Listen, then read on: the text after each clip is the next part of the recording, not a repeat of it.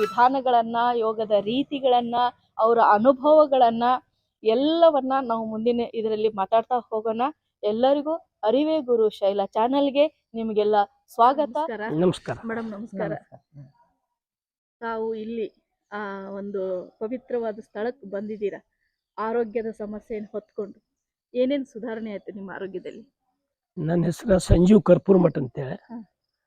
ನನ್ನ ಬಾಲ್ಯ ಸ್ನೇಹಿತರು ಬಸವರಾಜ್ ಆಲೂರ್ ಅವರು, ನಾವು ಚೈಲ್ಡ್ಹುಡ್ ಫ್ರೆಂಡ್ಸ್.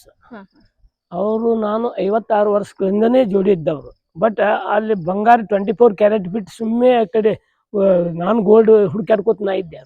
ನನಗೆ ಯಾವಾಗ 9.7 ಬಂದ ಕೂಡಲೇ ನಾ ಟೊಬ್ಯಾಕೋ ತಿಂತಿದ್ದೆ ಮೊದಲ. ಡಾಕ್ಟರ್ ಕಡೆ ತೋರಿಸಿ 25 ವರ್ಷಕ್ಕೆ ನನ್ನ ಶುಗರ್ BP ಬಂದ. ಈಗ ನನಗೆ 63 ವರ್ಷ. ಆಮೇಲೆ ಡಾಕ್ಟರ್ ತೋರಿಸ್ತಿದ್ದ ಯಾವಾಗಲೂ ಟೆಸ್ಟ್ ಮಾಡೋದು ನಾರ್ಮಲಿ ಊಟಕ್ಕಿಂತ ಮೇಲೆ 180, ಊಟ ಆಗಿಂದ 250, ಇವೆಲ್ಲ 60 ವರ್ಷ ಆದ್ಮೇಲೆ ಇವೆಲ್ಲ ಬರೋ ಎತ್ತಿದ್ರು ಡಾಕ್ಟರ್. ಒಂದು ಬರ್ಬತ್ 390 ಅದು ಬರ್ತು. ಒಮ್ಮೆ HbA1c ಮಾಡಿಸಿದಾಗ 9.7 ನೋಡ್ಲೆ ಡಾಕ್ಟರೇ ಗಾಬರದ. ಗೆದ್ದಮ್ಮ ಹೆಚ್ಚು ಅಂದ್ರೆ 9 ನಿಮ್ದು 9.7 ಬಂದಲ್ಲ, ನೀವು ಟುಬಾಕ್ ಹೌದು ತಿಂತಿದ್ರಿ. ಈಗ ಬಿಟ್ಟಿನಂದ್ರೆ ನೀವು ಒಂದು 20 ವರ್ಷ ಆಯ್ತು ಬಿಟ್ಟು ಅನ್ನೋ ಟೈಪ್ ಮಾತಾಡ್ಬೇಡ್ರಿ. ಎಲ್ಲ ಕೂಡ 7 ವರ್ಷ ಆಯ್ತು ನೀವು ಬಿಟ್ಟೆ. ಇಲ್ಲ ಅವ್ರು ಹೇಳಟ್ಲೆ ನಾವೇನ್ ಮಾಡಿದ್ವಿ, ಹೆಂಗ ಮಾಡೋದೇನು ಅನ್ನೋಟ್ಲೆ ಅಗದಿ ಸ್ಟ್ರಿಕ್ಟ್ಲಿ ಬಸವರಾಜ್ ಮನೆಗೆ ಹೋದೆ. ಏನು ಹಿಂಗಾಗ್ಯದು ನಂದು ಶುಗರ್. ಅಲ್ಲೋ ಮಗನ, ನಿನಗೆ 8 ದಿವಸದಿಂದ ಹೇಳ್ತೀನಿ, ಬರಾಕ್ ತಯಾರಿಲ್ಲಲ್ಲ ಅಂದ್ರ ಕೈಯಾಗ ಮಾಣಿಕ್ ಹಿಡ್ಕೊಂಡು ನಾವು ಎಲ್ಲ ಕಡೆ ಹುಡ್ಕಾಡ್ಕೊತ ಹೋದ್ವಿ. ಲಾಸ್ಟಿಗೆ ಹೆಂಗಾಯ್ತು, ಕೆಟ್ಟ ಮ್ಯಾಗ ಬುದ್ಧಿ ಬರ್ತಾವ. ನಂಗೆ 63 ವರ್ಷ ಆಗಿಂದ ಮುಂದೆ ಹೆಂಗ ಬಡಿ ಹಿಡಿ ಪರಿಸ್ಥಿತಿ ಬರಬಾರ್ದು. ಶುಗರ್ ಕಂಟ್ರೋಲ್ ತರಬೇಕು ಅಂದ್ರೆ ಅವ್ರು ಕೇಳಿ ತಂಬಾಕು ತಿಂತೀರ ನೀವು, ಅದಕ್ಕೆ ನಿಮ್ದು ಬೆನ್ನನ್ನು ಮೂಳಿ ಸಮದಾವ ಅಂದ ಕೂಡಲೇ ಎಕ್ದಮ್ ಗಾಬರಿಯಾಗಿ ಬಸವರಾಜ್ ಕಡೆ ಹೋದ್ವಿ. ಅವ್ರು ಅಂದ್ರು ನಾ ಹೇಳಿ ಯೋಗಕ್ಕೆ ಬಾತ್. ನಮ್ಮ ಮನೆಯವ್ರಿಗೆ ಹೇಳಿದೆ ಯೋಗಕ್ಕೆ ಹೋಗೋದೇ ಬ್ಯಾಡ್ರಿ, ಆಗಂಗಿಲ್ಲ ನನಗೆ ಹೇಳಕ್. ನಾ ಹೇಳಿದೆ ವಾಕಿಂಗ್ ಹೋಗೋದೇ 6 ಅಂದಿರ್ತೀರಿ, 7 ಹೋಗ್ತೀವಿ ವಾಕಿಂಗ್. ಈಗ ಹೆಂಗ್ ಸಾಧ್ಯದ, ನೀವು ಆಗಂಗಿಲ್ಲ ಅಂತ 1 ವಾರ ಬಿಟ್ಟು 2 ವಾರ ಬಿಟ್ಟು ಮತ್ತೆ ಏನನ್ನಿಸ್ತು, ಹೋಗು ನಡೀರಿ ಎತ್ತಿಸಿಂದ ನೋಡ್ಲಿ ನಿಮ್ಮ ಫ್ರೆಂಡ್ ಅದಾರ ಅಂತೀರಿ, ಮುಂಜಾನೆ 6:30 7 ಮಾಡತ್ ಹೇಳ್ರಿ ಅವ್ರಿಗೆ. 6:30 7 ಮಾಡತ್ ಹೇಳ್ರಿ ನಿಮ್ಮ ಫ್ರೆಂಡ್ ಅಂತ ನಾಂದಿ ಇವ್ರಿಗೆ. ಅಲ್ಲಿ 6 ಗಂಟೆಗೆ ಯೋಗ ಮುಗಿಸಿ ಮಂದಿ ಹೋಗ್ತಾರ ಮಕ್ಕಳಿಗೆ ಶಾಲಿ ಕಳ್ಸೋ ಸಂಬಂಧ. 6 ಗಂಟೆಗೆ ಯೋಗ, 5ರಿಂದ ಬಂದು 6 ಗಂಟೆಗೆ 6:30 ತಕೊಂಡು ನಿರಂಗಿಲ್ಲ. 6ಕ್ಕೆ ಯೋಗ ಮುಗಿಸಿ ಹೋಗ್ತಾರೆ. ನೀವು ಹಿಂಗತ್ತ ಒಂದ್ ದಿವ್ಸ ಬರ್ರಿ ಏನೋ ಘಟಿತ ಇವ್ರಿಗೆ 8.5 ಬತ್ತು.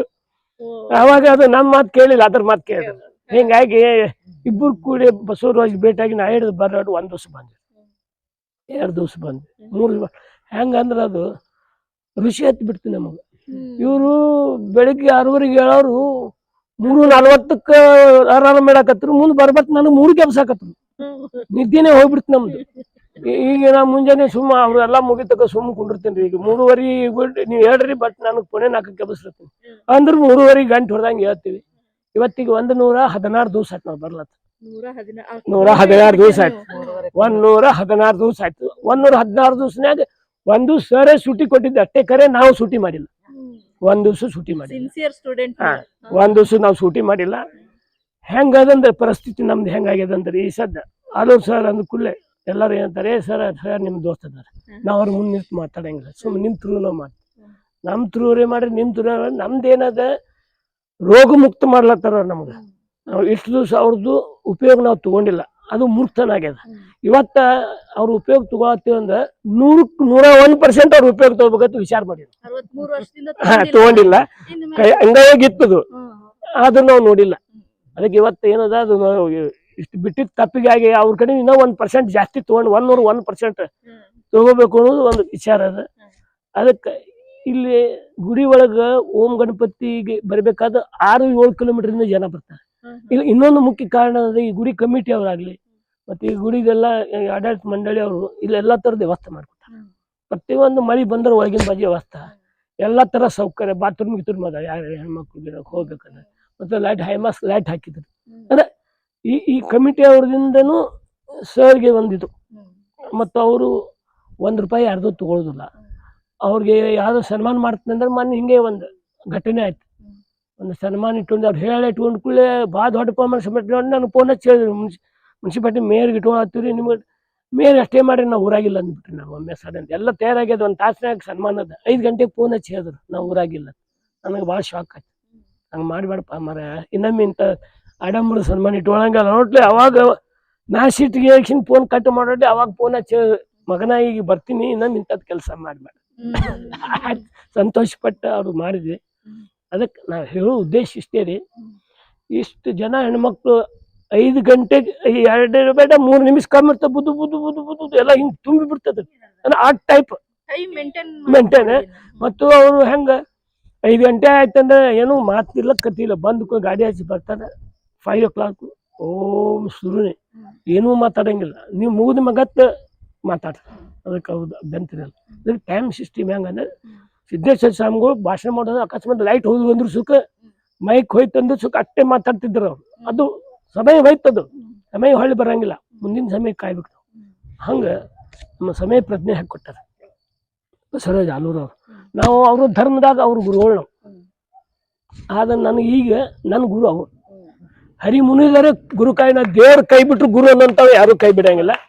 ನನ್ನ ಗುರಿ ಏನದ, ಆರೋಗ್ಯ ಸುಧಾರಣೆ ಮಾಡುವಂತ ಗುರಿ ಅದ, ಮತ್ತು ರೋಗ ಮುಕ್ತ ಗುಳಿಗೆ ಮುಕ್ತ ಒಂದು ಗುರಿ ಅದ. ನನ್ನ ಹಿಂದೆ ನನ್ನ ಗುರು ಅದ ಬಸವರಾಜ್ ಆಲೂರ. ಅದಕ್ಕೆ ನಾವು ಈಗ ಯೋಗ ಒಟ್ಟು ಬಿಡಂಗಿಲ್ಲ. ಇದ್ರ ನಂತರ ನಾವು ಈಗ ಮತ್ತು ಸಾಯಂಕಾಲ ಧ್ಯಾನ ಮತ್ತು ಪ್ರಾಣಾಯಾಮ ಅದನ್ನು ಕ್ಲಾಸ್ ತಗೊಳತ್ತಾರ. ಯಾವ ವ್ಯಕ್ತಿನೂ ಫ್ರೀ ಮಾಡಂಗಿಲ್ಲ ಇವತ್ತಿನ ದಿವಸದಾಗ. ಇವರು ಎಲ್ಲ ಆಫೀಸರ್ ಶಾಲೆಯಾಗಿದ್ದಾಗ ನಾವು ಅವ್ರಿಗೆ ಬೆದರ್ಸ್ತಿದ್ದೆ, ಇಲ್ಲಿ ಕುಂಡ್ರ ಬಸ್ಸು ಇಲ್ಲಿ ಕುಂಡಿರ್ತಿದ್ದೆ. ಅವಾಗ 5ನೇ ಇದ್ದಾಗ ನಾವು ಅವಾಗ ಅವ್ರು ಅಂಜಿ ಹಿಂಗ್ ಕುಂಡಿರ್ತಿದ್ರು. ಇವತ್ತು ಅದನ್ನ ಅರಿವೇ ಗುರು ಅಂದಂಗ ಇವತ್ತು ನಾವು ಅವ್ರಿಗೆ ಅಂಜಿ ಕುಂಡ್ರುದು ಅಂದ್ರೆ ದೇವ್ರ ಅವ್ರೆಲ್ಲ ಅಂತ ದೊಡ್ಡ ಶಕ್ತಿ ಕೊಟ್ಟ. ಎಲ್ಲ ಆಫೀಸದಾಗೆ ಅದು ಸುಖ, ಆಫೀಸರ್ ಇದ್ರು ಸುಖ. ಒಬ್ಬ ಸಾಮಾನ್ಯ ಮನುಷ್ಯ ಬಂದ್ರು ತನ್ನ ಮನೆ ಅಣ್ತಂಬ್ರ ಟೈಪ್ ಕೆಲಸ ಮಾಡಿದ ವ್ಯಕ್ತಿ ಅವ್ರು. ಅವನ ಜೊತೆಗಿರೋ ವ್ಯಕ್ತಿಗಳು ಬಹಳ ದೊಡ್ಡ ದೊಡ್ಡ ವ್ಯಕ್ತಿಗಳು MLAಗಳು ಮಂತ್ರಿಗಳು ಯಾರೇ ಇದ್ರು ಸುಖ. ಅವ್ರ ಕಡೆ ಏನು ಕೆಲಸ ಸಾರ್ವಜನಿಕ ಇದ್ದಿದ್ರೆ ಅಷ್ಟೇ ಕರ್ಕೊಂಡೋಗಿ ಮಾಡ್ತಾರೆ. ತಮ್ಮ ವೈಯಕ್ತಿಕ ಕೆಲಸ ಇವತ್ತಿನ ತನಕ 63 ವರ್ಷದಾಗ ಅವ್ರು ಮಾಡಿಲ್ಲ. ಇದು ಅವ್ರ ಒಂದು ದೊಡ್ಡ ಗುಣ. ನಾನು ಸ್ವತಃ ನಾವು ಮಾಡ್ಕೊಂತ ಶಕ್ತಿ ನನಗಿದ್ದಾಗ ಮತ್ತೊಬ್ಬರಿಗೆ ಯಾಕೆ, ಅದು ಸಾರ್ವಜನಿಕರಿಗೆ ಬೇಕಂದ್ರೆ 1 ದಿವಸ 2 ದಿವಸ ಅವ್ರ ಮನೆ ಮುಂದೆ ಕೂತು ಅವ್ರು ಕೆಲಸ ಮಾಡ್ಬೋದು ಅಂತ ಒಂದು ಮನೋಭಾವಗಳು ಅಂತ ಬಸವರಾಜ್ ಆಲೂರು ನನ್ನ ಸ್ನೇಹಿತ ಅನ್ನೋದೇ ನನಗೊಂದು ದೊಡ್ಡ ಹೆಮ್ಮೆ. ಅದಕ್ಕೆ ಅವ್ರಿಗೆ 1 ಲಕ್ಷ ರೂಪಾಯಿ 80,000 ರೂಪಾಯಿ ಪೆನ್ಷನ್ ಅದ. 1 ಲಕ್ಷ ರೂಪಾಯಿನೂ ಅವರು ಪ್ರಾವಿಡೆಂಟ್ ಫಂಡ್ದಿಂದ ಬಂದ್ರು ಸುಖ. ಅವರು ನಾ ಹತ್ತಾರ ಅವ್ರು ನನಗೆ ಇಷ್ಟೆಲ್ಲ ಉತ್ಕೊಂಡು ದೇವ್ರು ಕೊಟ್ಟಾಗ ನಾ ಯಾವುದು ದುಡ್ಡಿನ ಆಸೆ ಮಾಡಂಗಿಲ್ಲ. ನಾ ಫ್ರೀ ಹತ್ತಿ ದೊಡ್ಡ ದೊಡ್ಡ ಕಾಲೇಜ್ದಾಗ ದೊಡ್ಡ ದೊಡ್ಡ ಸಂಸ್ಥೆ ಕರೆದ್ರು ಅವರು. ದಿವ್ಸಕ್ಕೆ 1 ಪೀರಿಯಡ್ ಹೇಳ್ರಿ ನೀವು ಯೋಗಾಸನ 60,000 ಸ್ಯಾಲ್ರಿ ತೋರಿ 80,000 ಏನೂ ಆಸೆ ಪಡಲಿಲ್ಲ. ನನ್ನ ಮನಸ್ಸು ಬಂದ ಬೇಕಂದ್ರೆ ಹಾಗೆ ಬಂದು ಹೇಳ್ಬೋದು ನನಗೆ ಸಮಯ ಇದ್ದರೆ. ಇವತ್ತು ಸಮಯ ಅಂದರೆ ಬೆಳಗ್ಗೆ 5ರಿಂದ 6 ಗಂಟೆ ತಕ್ಕ ತಮ್ಮ ವೆಹಿಕಲ್ ತೊಗೊಂಡು ಬಂದು ಇಲ್ಲಿ ಫ್ರೀ ಹೇಳ್ತಾರೆ. ಮತ್ತು ಎಲ್ಲ ಹೊಸದೇ ಕುಟುಂಬದ ಒಂದು 100 ಮಂದಿದ್ದು ಕಾಳಜಿ ಮಾಡ್ತಾರೆ. ಮತ್ತು ಸಾಯಂಕಾಲ ಬರ್ತಾರೆ. ತಮಗೆ ಏನೇನು 108 ಕೆಲಸ ಇದ್ರು ಸುಖ ಈ ಯೋಗ ಕ್ಲಾಸಿಗೆ ಏನೂ ತೊಂದರೆ ಆಗಬಾರ್ದು, ತಮ್ಮ ಕೆಲಸಗಳು ಮುಂದೆ ಹಾಕೋತಾರ. ಇಂಥ ವ್ಯಕ್ತಿ ಸಿಗೋದು ಕಷ್ಟದ. ಮೇಡಮ್ ನಮಸ್ಕಾರ. ನಮಸ್ಕಾರ. ತಮಗೇನು ಸಮಸ್ಯೆ ಐತಿ? ನನಗೆ BP, ಶುಗರ್, ಅರ್ಥ್ರೈಟಿಸ್, ಆಮೇಲೆ ನೀ ಪೇನ್, ಆಮೇಲೆ ಬಾಡಿ ಏಕ್, ಇವೆಲ್ಲ ಸಮಸ್ಯೆಗಳಿದ್ವು. ಒಟ್ಟಿಗೆ ಫ್ರೆಂಡ್ ಆಗಿದ್ದರು. ಆಮೇಲೆ ನಾನು ನಮ್ಮ ಯಜಮಾನ್ರು ಇಲ್ಲಿ ನಮ್ಮ ಆಲೂರು ಸರ್ ಇದಕ್ಕೆ ಅವ್ರು ಹೇಳಿದ ಕೂಡಲೇ ನಾವು ಜಾಯ್ನ್ ಆದ್ವಿ. 3.5-4 ತಿಂಗಳು ಬಂತು. ಆಮೇಲೆ ಅದರಿಂದ ನನಗೆ ಶುಗರ್ನು ಕಮ್ಮಿ ಆಯ್ತು. ಈಗ HbA1c 8.5 ಇತ್ತು, ಈಗ 5.6 ಆಗೈತಿ.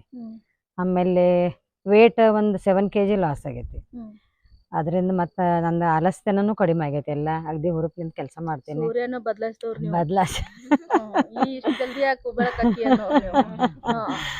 ಆಮೇಲೆ ಮತ್ರಿ ಎಲ್ಲಾನೇ ಚೇಂಜ್ ಆಗೈತಿ ಅಂದ್ರೂ ಅಡ್ಡಿ ಇಲ್ಲ.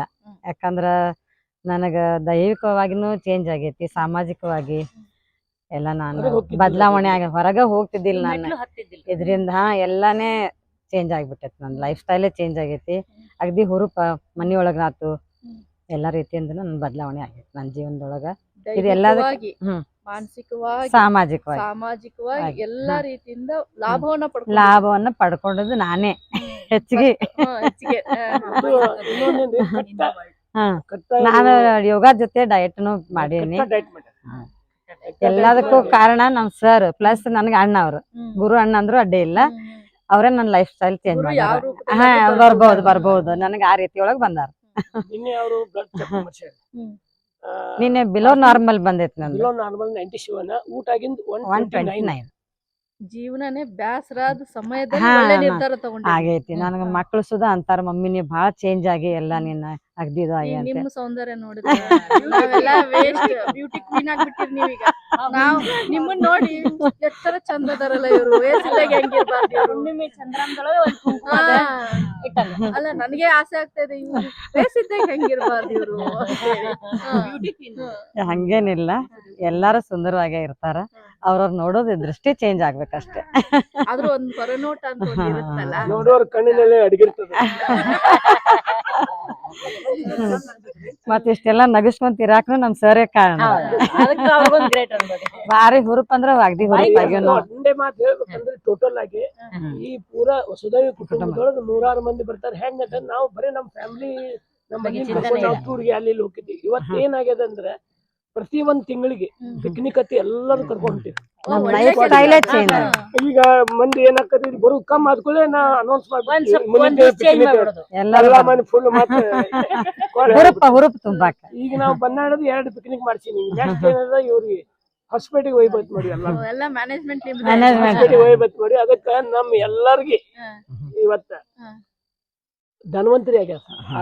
ಒಂದೇ ಮಾತನ್ನ ಹೇಳ್ಬೇಕಂದ್ರ ಎಲ್ಲಾ ಆರೋಗ್ಯಕ್ಕ ನಮ್ಮ ಧನ್ವಂತರಿ ಅವ್ರೆ. ಕುಂತ್ರ ಯೋಗ, ನಿಂತ್ರ ಯೋಗ, ಮಲ್ಕೊಂಡ್ರು ಯೋಗ. ಯೋಗನೇ ಯೋಗ.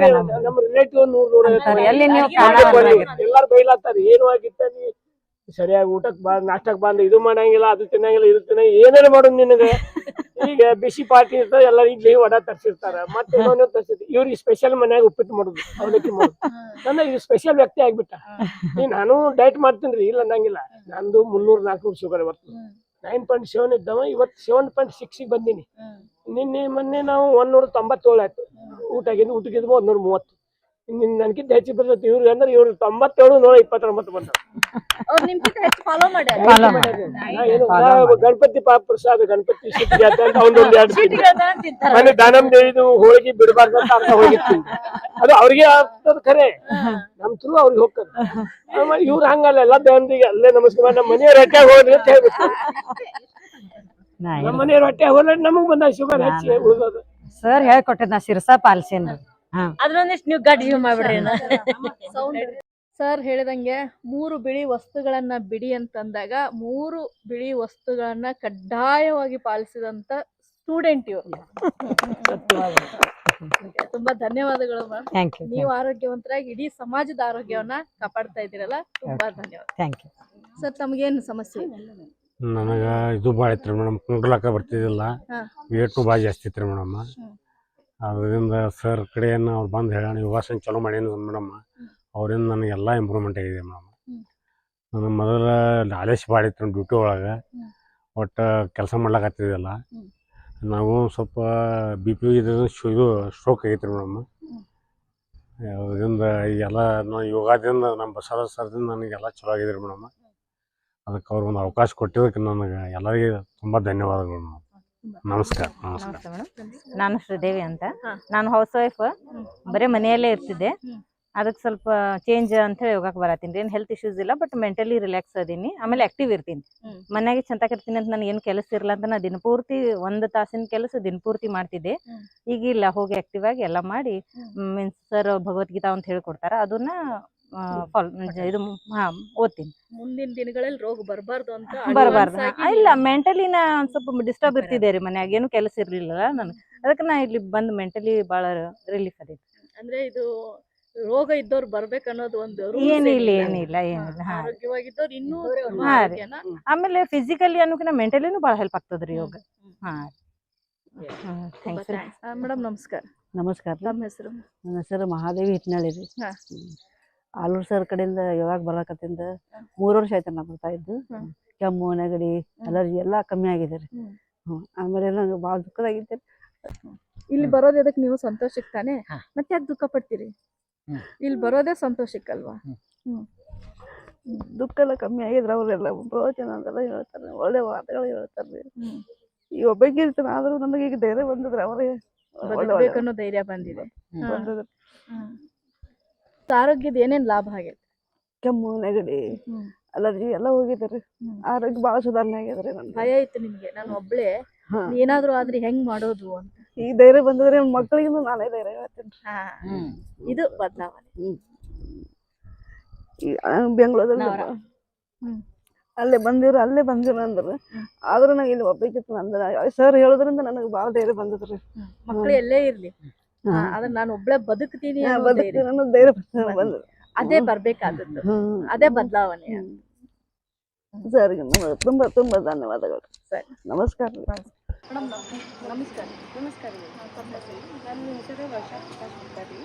ನನಗೆ ಥೈರಾಯ್ಡ್ ಭಾಳ ಅದ ರೀ ಮೇಡಮ್, ಬ್ಯಾಕ್ ಪೇನ್ ಭಾಳ ಅದ ರೀ. ಇಲ್ಲಿ ಬರೋದ ನಮ್ಮ ಅಕ್ಕ ಅದಾಳ್ರಿ, ಅವರು ನಮಗೆ ಇಲ್ಲಿ ಯೋಗ ಕಲಿಸ್ತಾರ, ಆಲು ಸರ್ ಅಂತ ನೀವು ಬರ್ರಿ ಅಂತ ಹೇಳಿದ್ರಿ ಮೇಡಮ್. ಭಾಳ ಚಲೋ ಹೇಳ್ತಾರೆ ರೀ. ನಿಮ್ಮ ಬ್ಯಾಕ್ ಪೇನ್ ಎಲ್ಲ ಹೋಗ್ತೈತಿ, ಥೈರಾಯ್ಡ್ ಹೋಗ್ತೈತಿ, ನೀವು ನಾರ್ಮಲ್ ಆಗಿರ್ತೀರಿ ಅಂತ ಹೇಳ್ತಿದ್ರಿ ಮೇಡಮ್.